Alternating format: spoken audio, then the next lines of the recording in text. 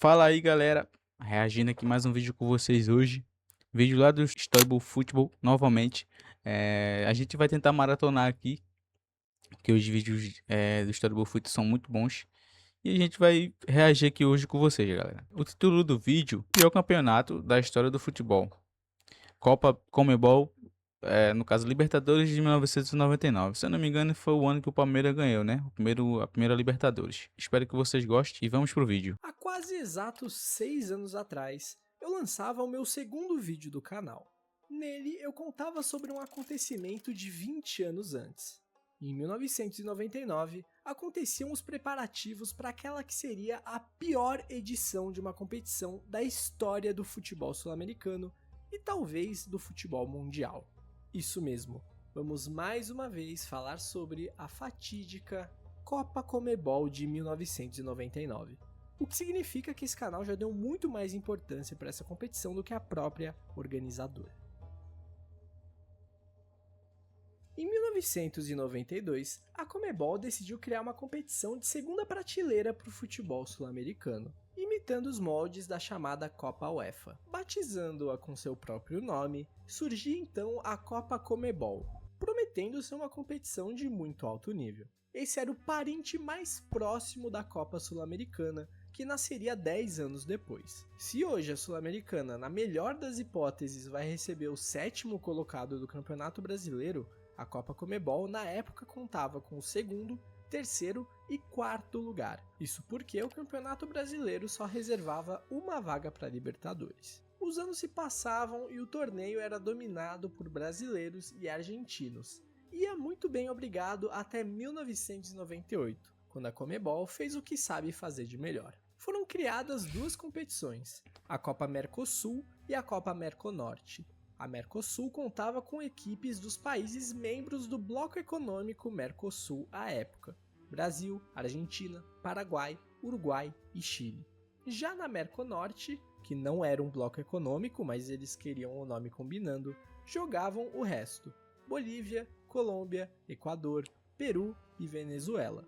De vez em quando, Estados Unidos, México e Costa Rica, para não deixar ninguém de fora. O problema era o critério de classificação para essas duas competições. Nenhum. Eram convidados os Ué, times com mais nome, simples assim.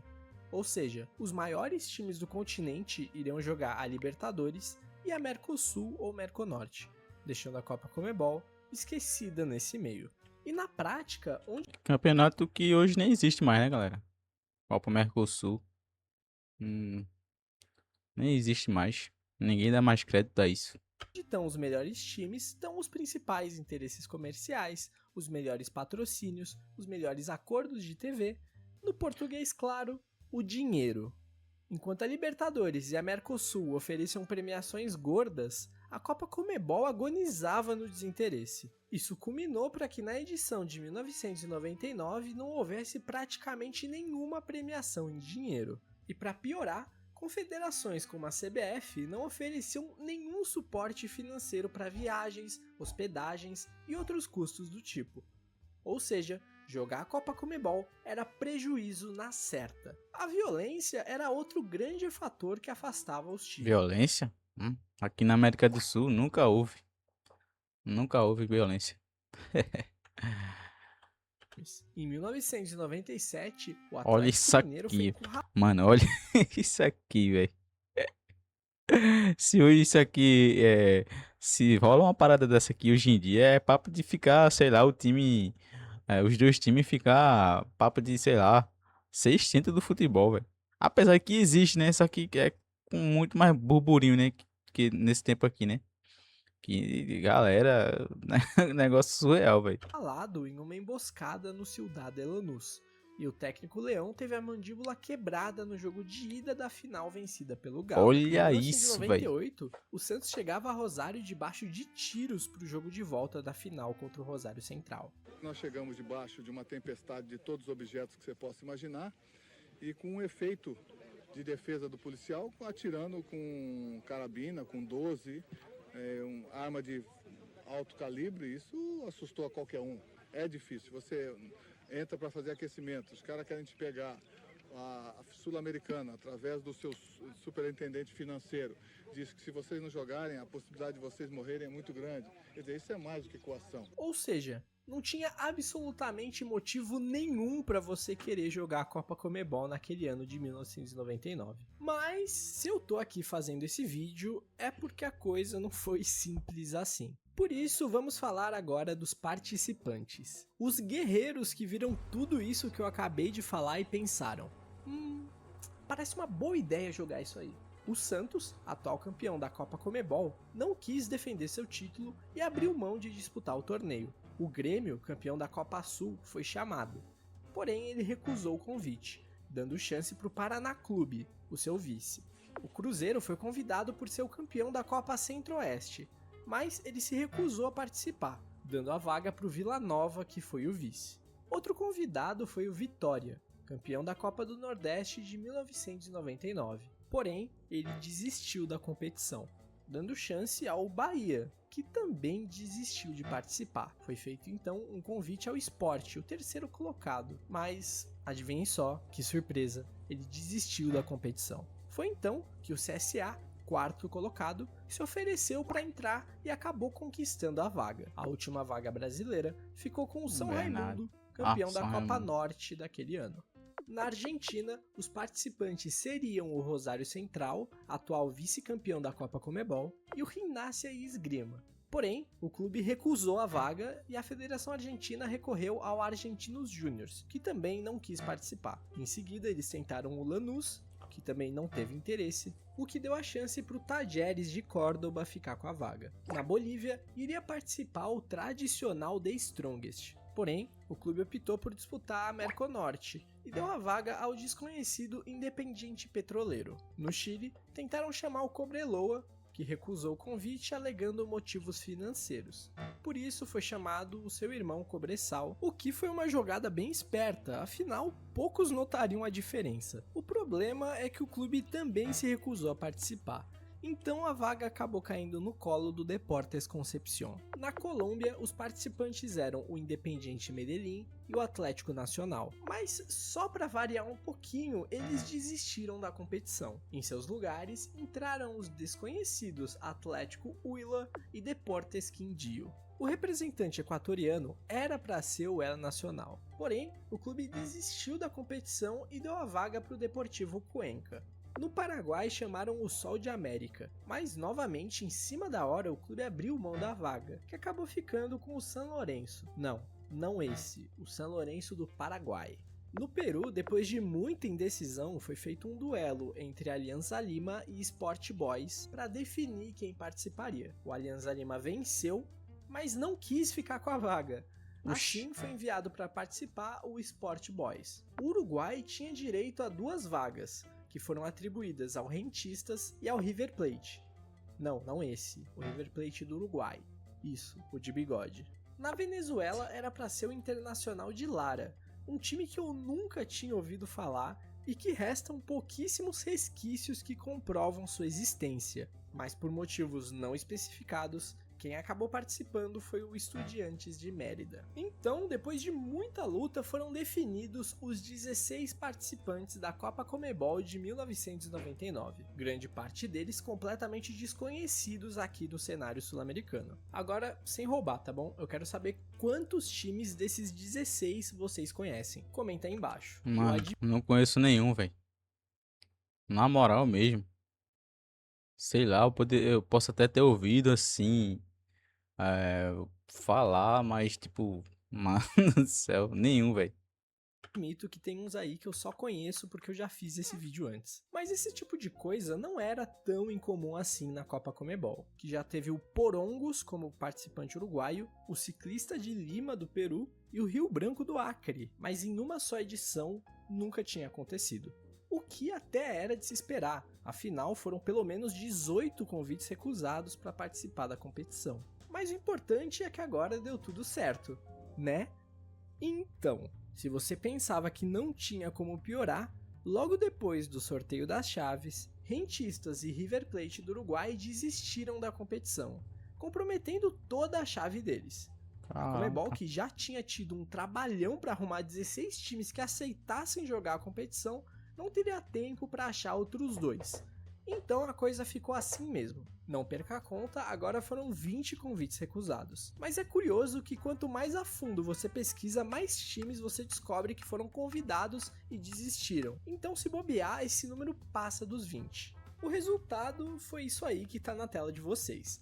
Eu não sei nem se daria para chamar de uma Conference League sul-americana. Provavelmente nunca reuniram tantos times ruins em um mesmo campeonato de nível continental. Com todo respeito.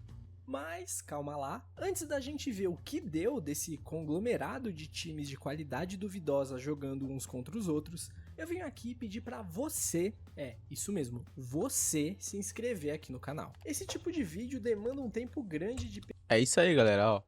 Se inscreve no canal do Storybook Football, do mano aí. Se inscreve, deixa o like. Vou deixar aqui embaixo, na descrição ou nos comentários. Se eu não me engano, também já falei isso, mas eu vou reforçar mais uma vez, né? Pra ajudar o cara que realmente o trampo do cara vale ouro, velho. Então vamos seguir aqui, né? pesquisa e edição, e recentemente a Comebol derrubou um vídeo aqui do canal. Então, se você curte o conteúdo, se inscreva e compartilhe para seus amigos que vão gostar, para me incentivar e me ajudar a produzir cada vez mais vídeos de qualidade aqui pro YouTube. Quando a bola finalmente rolou, o primeiro brasileiro a entrar em campo foi a equipe do São Raimundo. Para vocês terem noção, ele disputava a terceira divisão brasileira e fez uma campanha muito boa. Não à toa subiu para a Série B ao lado do Fluminense, presença ilustre na Série C daquele ano. Seu adversário era o Atlético Huila, que foi lanterna dos 2 turnos do campeonato colombiano. O São Raimundo venceu a ida por 2-1 lá na Colômbia e voltou a vencer em Manaus pelo mesmo placar, eliminando os colombianos e passando de fase. CSA e Vila Nova faziam um duelo brasileiro. O Vila Nova jogava a Série B e chegou até o quadrangular final. Já o CSA era mais um clube da terceira divisão brasileira. Porém, sua campanha naquele ano foi bem abaixo da crítica e os alagoanos sequer passaram da primeira fase. Mas, na Copa Comebol, quem se deu melhor foi o CSA. Após cada um vencer sob seus domínios por 2-0, a partida foi definida nas penalidades e o time nordestino se sobressaiu, 4-3. Esse duelo teve uma história curiosa. No jogo da volta em Goiânia caiu um dilúvio que deixou o esporte impraticável. Porém, o juiz Márcio Rezende de Freitas não parou a partida. Reza a lenda que para não ter que remarcar o jogo e encavalar ainda mais o calendário com uma competição que ninguém ligava muito. O último brasileiro a entrar em campo foi o Paraná do outro lado da chave. Esse era o único representante da primeira divisão brasileira no torneio. Ele foi jogar contra o São Lourenço do Paraguai, mas o presidente do Paraná deixou bem claro que o clube só não abandonou o torneio por razões geográficas. Abre aspas. Vamos jogar contra um time do Paraguai que é aqui pertinho, mas vamos continuar focados no Campeonato Brasileiro. Com um time bem mexido, o clube venceu na Vila Capanema por 1-0, mas lá no Paraguai, em Ciudad del Este, acabou sofrendo um revés por 2-1. Para piorar a situação, nos minutos finais, o goleiro do Paraná levou o segundo amarelo e foi expulso, e a equipe não tinha mais substituições. Por isso, o atacante Flávio teve que ir para o gol e o jogo para os pênaltis. Flávio, que era atacante, converteu a sua cobrança e, não satisfeito com isso, pegou 3 pênaltis e classificou o Paraná em uma das partidas mais inacreditáveis da história do futebol sul-americano. Outro confronto relevante desse Loucura, hein, galera? Loucura. O cara é atacante, virar. Ter que substituir o goleiro. Pegar 3 pênaltis, velho. Caraca, mano. lado da chave foi a vitória do Deportes Concepción sobre o Rosário Central, que já classificou o clube às semifinais pelas desistências dos uruguaios. Assim, o clube chileno viu de camarote os outros 6 participantes se esgoelando pelas vagas na semifinal. O CSA fez a primeira viagem internacional de sua história para pegar o Estudiantes de Mérida, que foi o segundo time que mais pontuou no campeonato venezuelano daquele ano. Mas se você tem dúvida... Galera, rapidinho. Esse não foi o ano que o Palmeiras ganhou, não foi a Libertadores de 1999? Até agora, não sei que tenha passado despercebido aqui, mas eu não cheguei a ver aqui o Palmeiras, sei lá. E quem passou em um confronto entre o segundo melhor time venezuelano versus o 23º da Série C do Brasil Fique sabendo que o CSA conseguiu arrancar um 0-0 lá e venceu no Alagoas por 3-1, se classificando para as semifinais do torneio. Seu adversário viria do confronto entre São Raimundo e Sport Boys do Peru. E a Série C brasileira mostrava sua força novamente. O jogo de ida no Peru empatou em 1-1, Caraca. diferente da volta em Manaus, que foi um atropelo, 4-0. Detalhe, dessa vez contra o quinto colocado do campeonato peruano. O Paraná, que era teoricamente o representante mais forte do Brasil, enfrentava o Talleres da Argentina. Cada time venceu sob seus domínios por 1-0 e a decisão foi para os pênaltis. Só que dessa vez o Paraná não tinha nenhum atacante para catar no gol e o Flávio errou o dele. O Talleres acabou vencendo por 3-1 e tirou o Paraná da competição. Restavam então apenas os 4 melhores times da Copa Comebol de 1999, se é que podemos chamar assim. De um lado, Talleres e Deportes Concepción, do outro, São Raimundo e CSA. A vantagem de passar direto para as semis não serviu de muita coisa para o Concepción. O Talleres prevaleceu após uma vitória em casa e um empate fora.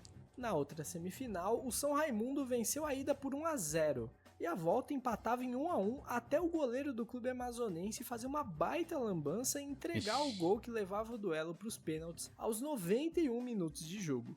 Nos pênaltis, o CSA não desperdiçou nenhuma cobrança e conseguiu a vaga na grande final da competição. Um feito histórico, afinal foi a primeira e única vez que um time nordestino chegou à decisão de um torneio sul-americano. E tudo isso, vale lembrar, disputando a Série C do Campeonato Brasileiro. Seu grande adversário era o Talleres.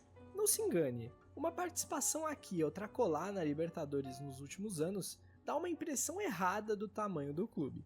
Na época, ele era bem pequeno, era só mais um clube decadente do interior argentino. Tinham retornado da segunda divisão na temporada anterior e nunca tinham vencido nenhum título de expressão. Na semana da final, a Comebol já anunciou a morte da competição. Ou seja, essa seria a última edição da Copa Comebol. Quem diria, né? Ah, galera, pera aí, tô confundindo, né? Tô confundindo. Eu achei que ele tava falando, como ele falou, Copa Comebol, eu pensei que era Libertadores, né? Ah, é totalmente diferente. É um torneio que hoje não existe mais, né? Caramba, vacilei muito agora, velho. Vacilei muito. Perdão aí, galera, mas eu me confundi, né?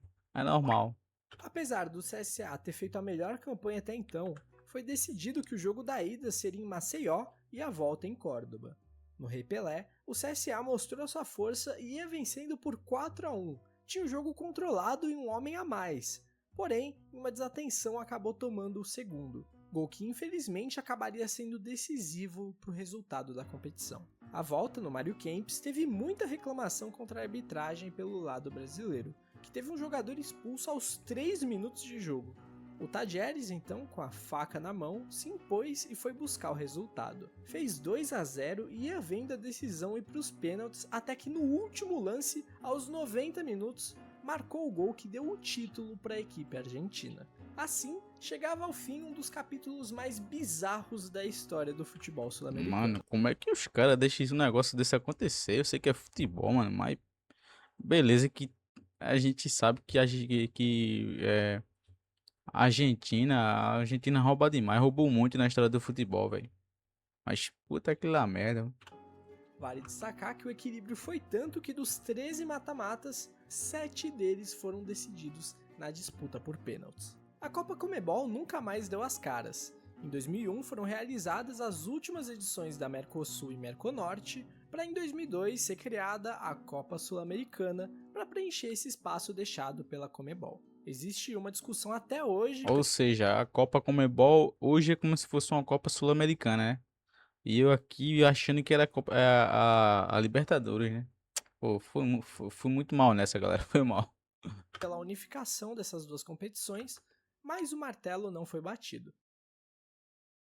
E por hoje foi só. Espero que você tenha curtido o vídeo. Se foi o caso, por favor, se inscreva aqui no canal.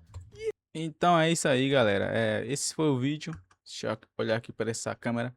Esse foi o vídeo. Eu espero que vocês tenham gostado. Mais uma vez, é, peço que se inscreva aqui no canal. Deixa aquele like para fortalecer, porque me ajuda muito, muito mesmo. E É isso, até o próximo vídeo e falou, galera.